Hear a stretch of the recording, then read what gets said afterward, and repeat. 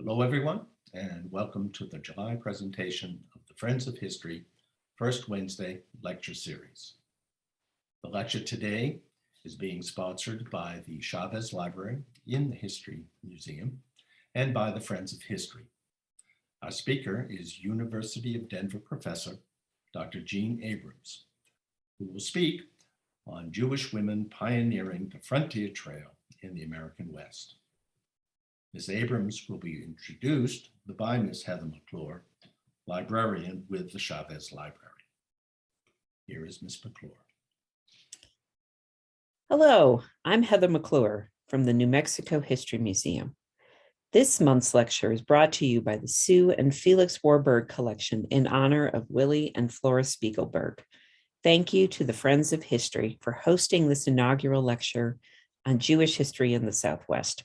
I am delighted that Jeanne Abrams, the director of the Rocky Mountain Jewish Historical Society and Beck Archives, and a professor of history at the University of Denver, joins us today to start the series. Through a generous gift from Sue and Felix Warburg, the New Mexico History Museum is strengthening its collection of materials and information about Jewish pioneers and expanding related educational programs.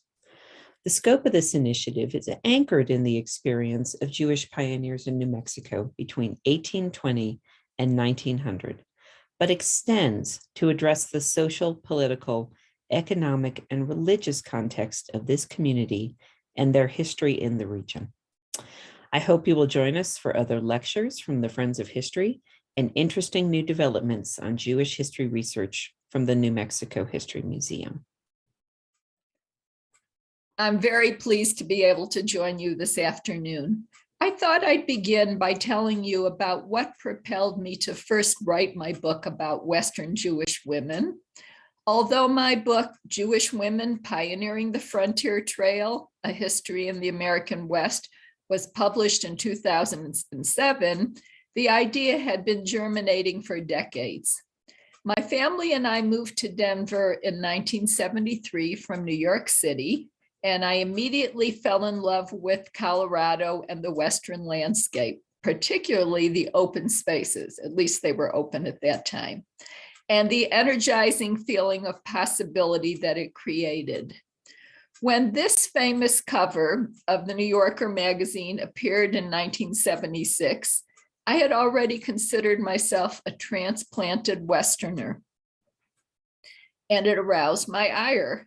As you will note, the bottom half of the cover features the skyline of New York City, Manhattan specifically, bordered by the Hudson River and on to Jersey, or New Jersey, as it's known to the rest of the world.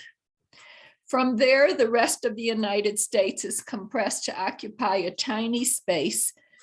Then there is the tiny Pacific Ocean, and in the distance, one can just make out a faint reference to Asia and Europe.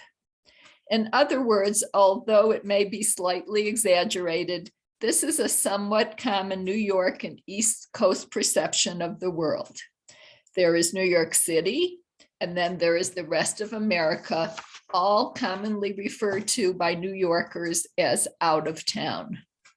Western history for many years, even among historians, was a virtually unexplored area, and Jewish history in the West was at best relegated to a footnote.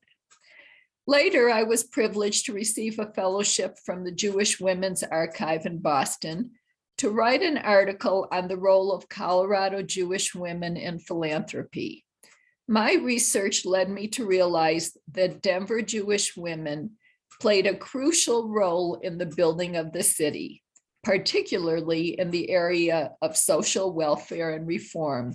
And I set out to explore if that pattern held true for other Western cities.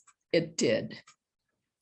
My main thesis is that Jews, particularly Jewish women, found unprecedented opportunity in the early American West. Jewish women took advantage of those opportunities well in advance of women in other areas of the country, and took leading positions in social welfare, business, education, the professions, and politics, while at the same time ensuring Jewish continuity. In part, they were able to pursue these goals because of timing. Jews arrived in the West just as communities were being established, and because society in the early West was of necessity more fluid than in other established parts of the country. Also because no one religion held sway here. Jews, Protestants, and Catholics coexisted in relative equanimity, and the United States was really the first country in the world that was founded without any formal established state religion. And that was even more apparent in the American West, unlike the Eastern United States, where Protestantism held sway and dominated.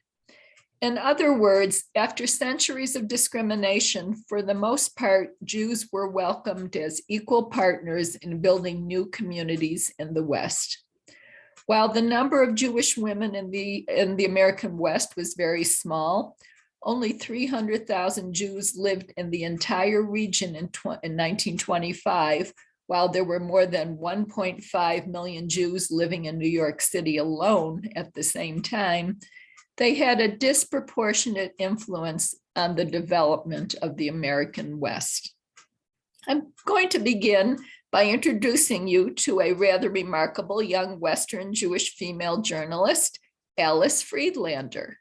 In 1893, Alice was 17 years old and was asked to deliver the keynote address on the subject of women's rights before the Portland, Oregon Press Club.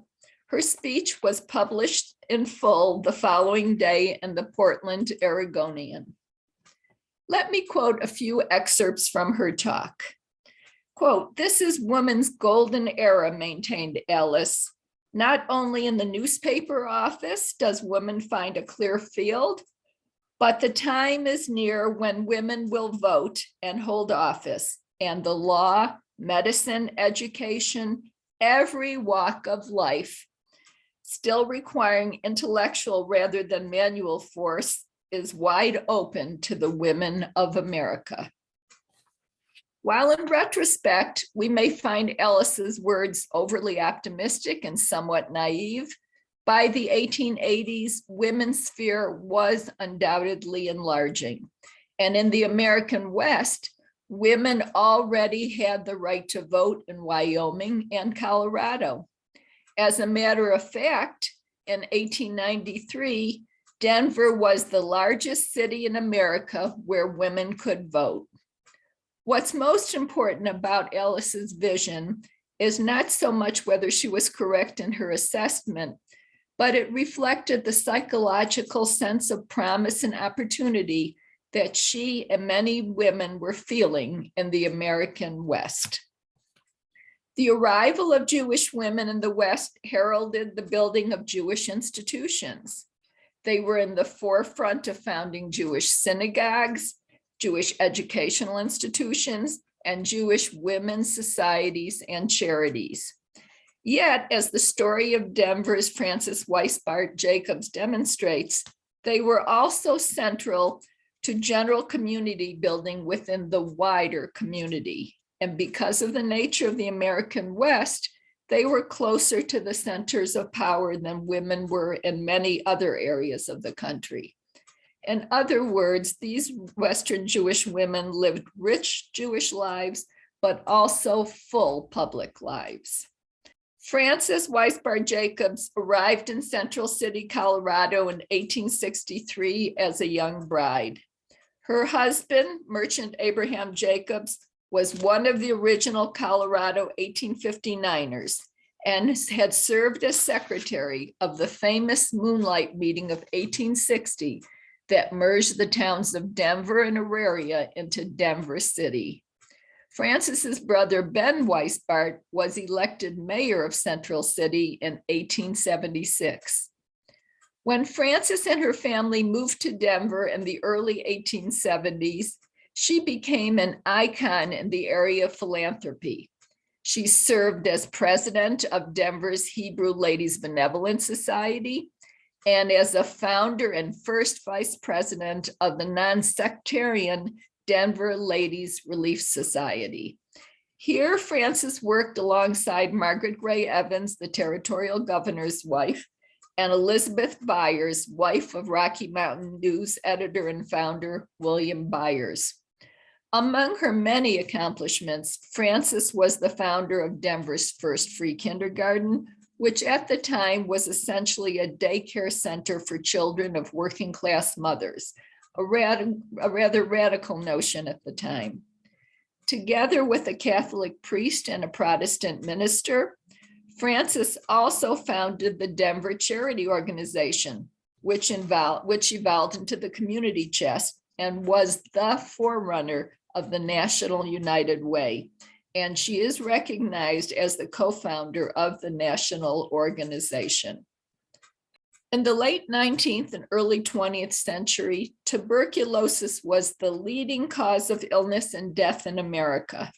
Perhaps most importantly, Frances made the plight of tuberculosis victims who were flocking to Colorado her mission, and she was the primary impetus behind the founding of what became National Jewish Hospital for Consumptives.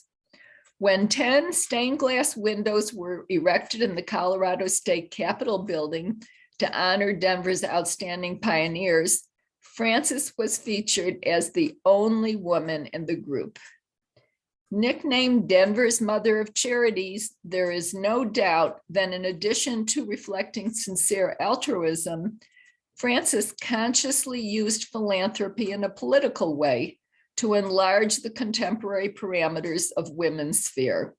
And she was a fervent supporter of women's suffrage and better working conditions, particularly for women and children.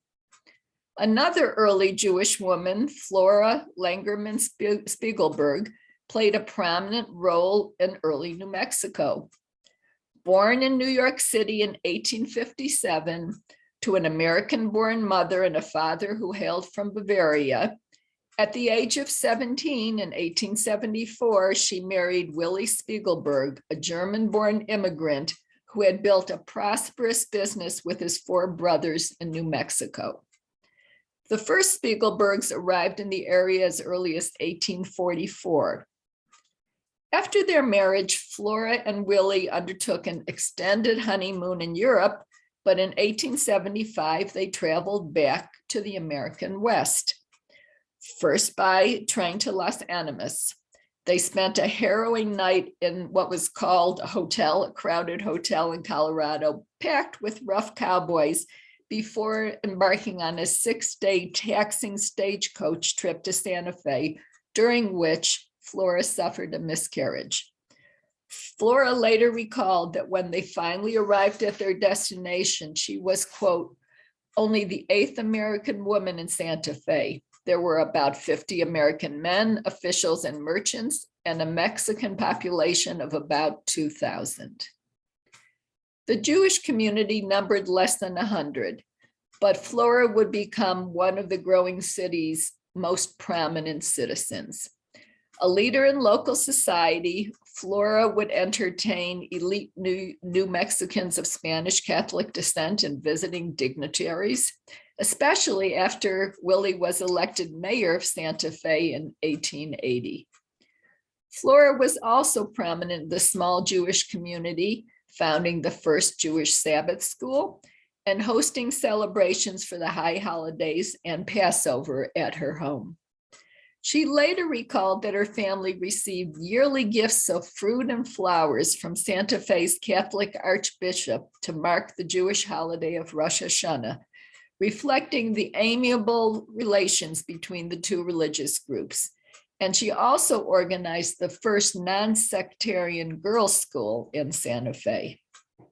Flora was also a member for many years of Santa Fe's City Commission and was the force behind the building of the city's first children's playground. She not only supported her husband's career, his political career, but played a central role in the development of the city's sanitary and waste planning program during a 20-year period, reflecting the prominent role early Jewish women played in the West. The American West was also an especially hospitable environment for women in the area of business. Throughout the United States, American women often used what was then known as the traditional, quote, female sphere of home and fashion consciously to their advantage as opportunities for business endeavors. And in the West, they were able to command top dollar for their work. Moreover, the frontier character of early Western society allowed for a more liberal definition of gender roles than in other parts of the country. Anna Freudenthal Solomon is a prime example of a resourceful woman who made the most of her opportunities. Anna and her husband immigrated to Pennsylvania from Poland in 1872. Economic success for the family was elusive in the East, and it was Anna who encouraged their migration west. In her memoirs, Anna recalled, quote, that the couple sold everything we possessed except our 3 children and set out for New Mexico. She stated forcefully that, quote, we decided to make the move. Her granddaughter later observed that despite Anna's charming personality, quote, in family matters, Anna was the dominant force. The trip west was long and difficult, and after they came to the end of the railroad line in La Junta and the Colorado Territory, they had, quote, had to travel by stage, packed in like sardines day and night for 6 days. In Las Cruces, New Mexico, the family found, quote, the best house in town, but Anna recalled, I could not help having tears come to my eyes when I saw the mud floors and the mud walls. Still demonstrating her remarkable spirit and adaptability, she soon had the house in order. Shortly after that, the family moved again, this time to the remote village of Pueblo Vallejo in the Arizona Territory, deep in Apache land. Since their furniture and goods for a planned store didn't arrive for 3 months, Anna was forced to make do with no beds to sleep in, no stove to cook in, no table to eat off, no flour to bake bread. Still, Anna persevered, running the family dry goods store on her own while raising 6 children, and later operating her popular hotel, which attracted people from throughout the region. Isidore, her husband, built a successful charcoal business, and Anna and Isidore became prominent figures in the small community, later renamed Solomonville in their honor, which became the county seat. They also operated the Solomon Commercial Company, the hotel, a ranch, and later the Valley Bank. There are stories of countless other Western Jewish women who created business empires, such as Marianne Cohn Magnin in San Francisco, who founded and ran the major I. Magnin Company.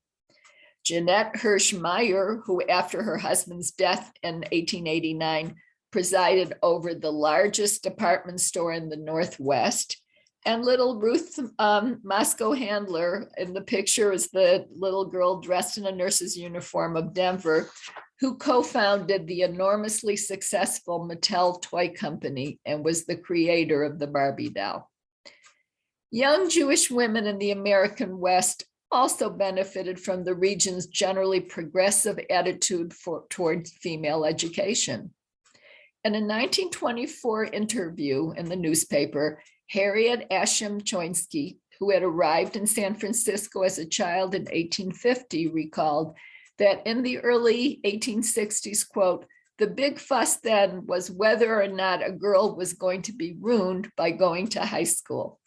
I am proud to say that San Francisco decided against the nationwide prejudice and pioneered in girls' education.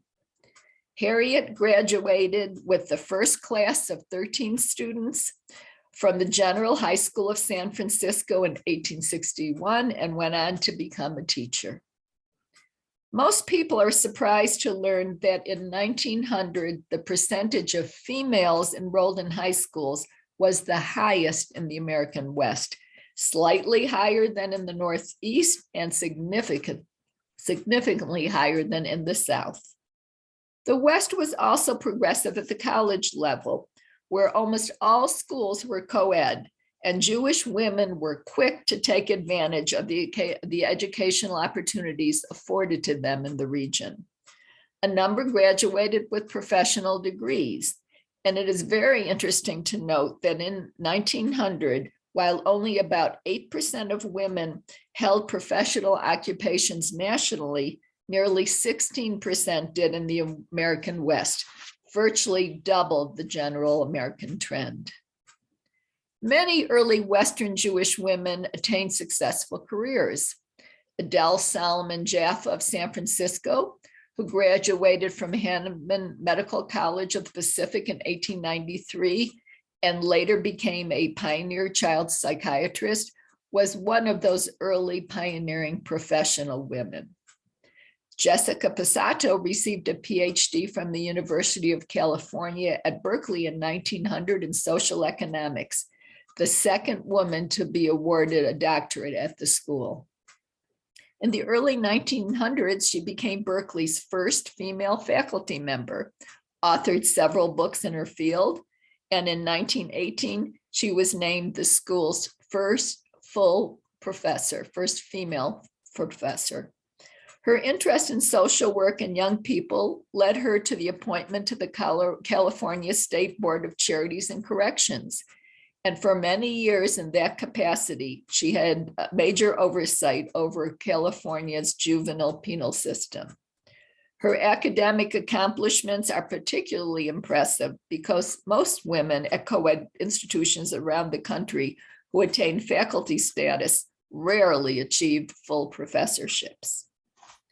At the age of 18, Bella Waretnikow Rosenbaum, an Eastern European Jewish immigrant, skipped her last year of high school in Seattle to begin college early at the University of Washington. She loved college, and in her diary, she recalled from that very first day at college, she felt at home in the academic environment where, quote, one is so entirely independent, and at once decided that law would be my profession. As a college senior on her way to a BA in political science in 1900, she also simultaneously enrolled as a student in the first class of the University of Washington's law school. In May of 1901, she graduated, and less than a week later, she was admitted to the Washington State Bar. The first Jewish female attorney in the state, and only the fourth woman from any religious or ethnic group there. In the first law class of 30 students that she was in, 3 were women, and Bella recalled, the fact that I was Jewish did not seem to have any significance at the time. That it did not have any significance at the time was very significant because many colleges, particularly Ivy School League schools in the East, most notably Harvard, had a specific and very limited quota for Jewish students. The area of politics presented unique opportunities for Western women. With the exception of the state of New Mexico, women in every state in the West could vote before the passage of the 19th Amendment in 1920. For example, women in Wyoming won the right in 1890, Colorado in 1893, Utah and Idaho in 1896. Jewish women had already exercised their political influence largely through their key roles in social welfare and reform. However, some Jewish women in the region were eager to enter the formal political world, and Belle Fliegelman Weinstein in Montana and Florence Progton in California were 2 of the most prominent. Belle had received a degree in journalism from the University of Wisconsin in 1912 and had returned home from school to her hometown of Helena, Montana, as a reporter for the Helena Independent, just as the women's suffrage campaign was heating up. Articulate, bright, and feisty, Belle campaigned all over the state. One time in a saloon in a mountain town where she had to hold the lantern all the way home so the woman who was driving the horse-drawn cart could see her way in the dark. Quote, my mother was horrified is the way Bell recalled her stepmother's reaction in 1914 on hearing that Bell had delivered a political speech on behalf of women's suffrage on a busy Helena street. According to Bell, her stepmother made her displeasure over her stepdaughter's high-profile political involvement very clear. She told Bell, quote, while it was all right for women to vote, my mother said, no respectable lady would speak on a street corner. She warned me that if I made one more speech on the street, I needn't come home. That night I slept at a hotel and charged it to my father. Of course, women's suffrage was passed in Montana in 1914, making it one of the last states in the West to allow women the right to vote, but still years ahead of the rest of the nation. When Bell's political mentor, pacifist Jeanette Rankin, ran for office and was elected to Congress in 1916, the first woman in the nation to hold that office, Bell was invited to come on board as Rankin's assistant and speechwriter. In 1999, Bell was named one of the most influential Montanans of the 20th century. Florence Prague-Kahn had an even more high-profile political career. The daughter of California Jewish pioneers, Florence received a BA from the University of California in 1887 and taught history in English on the high school level.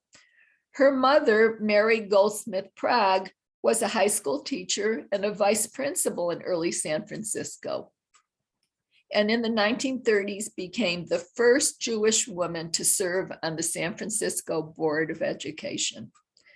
In 1899, Mary's daughter Florence married Julius Kahn, a popular local Jewish Republican politician.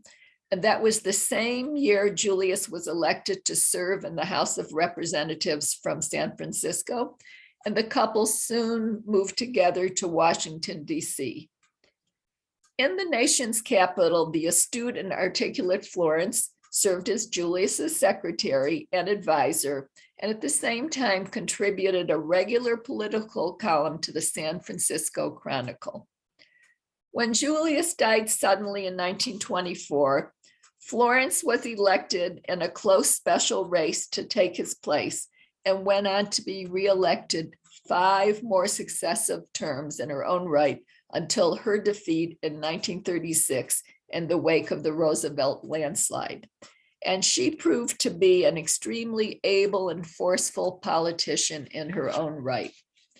In 1929, Florence was appointed the first woman to serve on the powerful House Armed Services Committee and the Appropriation Committee. And when she died, the New York Times obituary noted that she was known for her, quote, occasionally frightening talents for ramming through legislation. Generally conservative Republican, who also supported a number of liberal positions, she was known for her capability, outspokenness, and wit. And one journalist observed, quote, you always knew how Florence was going to vote, but only God had the slightest inkling of what she was going to say. FDR's equally outspoken relative, Alice Roosevelt Longworth, summed up Florence in a national magazine article as follows, quote, Mrs. Kahn, shrewd, resourceful, and witty, is an all-around first-rate legislator, the equal of any man in Congress and the superior of most. While few Jewish women or women of any ethnic or religious group in the early West were actually elected to office, many were political activists who made their presence felt, particularly in the area of social welfare that affected families, women, and children. I'm going to end with a short description of Golda Meir, who became one of the most influential political leaders of the 20th century as Prime Minister of Israel. You may be wondering how Golda Meir, as she was first known, fits into a study of Jewish women of the American West. Golda actually lived in Denver for about a year and a half through 1913 to 1914, And later in her autobiography, she recalled that year as one of the most seminal in her life. Golda's sister, Jeanne Korngold, was one of the hundreds of East European Jews who flocked to Denver to chase the cure, as it was called at the time, for tuberculosis. After recovering her health, Jeanne married Sam Korngold and settled in a small duplex in Denver's West Side Jewish immigrant community. Golda ran away from her parents' home in Milwaukee to live with her sister when her parents refused to let her attend high school in her hometown. In Denver, Golda thrived in the fluid environment and attended North High School, where she really achieved excellent grades, I think, in every subject except mechanical drawing. Most importantly, it was in Denver that Golda was exposed to the many intellectuals who came to the Korngold house for tea and heated discussions about a variety of contemporary issues, such as socialism and women's place in society, to which, according to Golda in her memoir, she listened to raptly. And this is where she developed her commitment to democratic socialism. As Golda related later in her memoirs, quote, "In Denver, life really opened up for me, and I found the ideological discussions about politics much more interesting than my school lessons." Life really opened up, as Golda Meir put it, for many Jewish women in the American West. Jews who migrated to the region in the 19th and early 20th century encountered unprecedented opportunity and acceptance as pioneer community builders who helped construct basic institutions. And Jewish women were quick to take advantage of their circumstances to open new doors for themselves in the public domain. Jewish women in the American West broadened the definition of women's sphere to showcase their considerable organizational skills and diverse talents, and helped counter previously prevailing Eastern arguments about the parameters of women's sphere. They were crucial to the survival of their early communities and made distinct contributions, not only in shaping Jewish communal life, but in the wider community as well. Western Jewish women's level of involvement at the vanguard of social welfare and progressive reform, commerce, politics, and higher education, and the professions is striking, given their relatively small numbers. These Jewish female pioneers of diverse backgrounds synthesized the Jewish, American, and Western values they had developed, and in the process, they helped shape the contours of the future of Western towns and cities, as well as the American Jewish community. Thank you. I enjoyed being with you. Thank you, Dr. Abrams, for providing us with this excellent discussion on Jewish pioneer women and their contribution in settling the American West. We have been fortunate to have this opportunity for you to speak to us and wish you all the best as you pursue this unique part of Western history.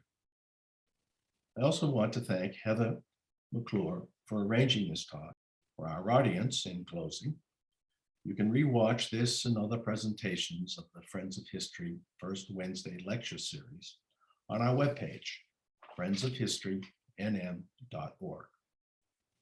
For next month, our guest will be Virgil Ortiz, the award-winning artist who will speak about his experiences participating in the Santa Fe Indian Market.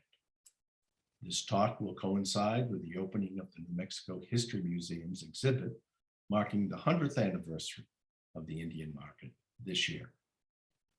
Further details on this talk and on the exhibit will become available on the History Museum and Friends of History webpages. If you wish to learn more about all our upcoming lectures, or more broadly about the Friends of History, we urge you to join our mailing list, if you have not already done so, either via our webpage or by emailing us at nmhmfriendsofhistory@gmail.com. As well, we will request you consider making a donation through our webpage. so that the Friends of History can continue this lecture series and support other History Museum programming. We look forward to seeing you in the months ahead. Goodbye for now.